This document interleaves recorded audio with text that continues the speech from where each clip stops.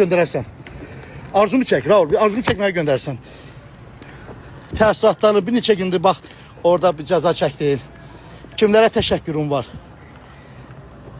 Ya övladların üçün, övladlarla danışarsan, azadlıq hissi başqa hissə, Arzu. Allah ailədir, can sağlığı versin, səbir versin.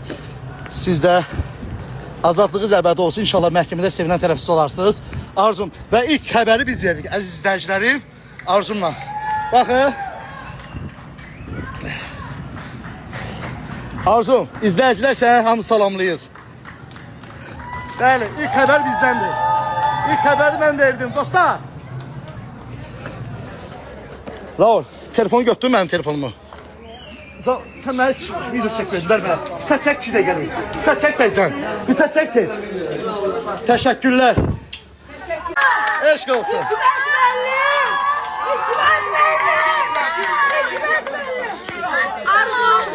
Təşəkkürlər. Təşəkkürlər. Bir dənə yol verin zəhmət olmasa. Bir dənə keçin, keçin.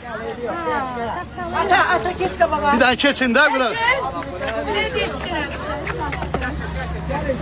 Arzu xanımın xalı pisləşib. Təşəkkürlər. Oradan da məhkəmə obyektiv keçirildi, ədalətli keçirildi. Hər kəsə təşəkkürlər.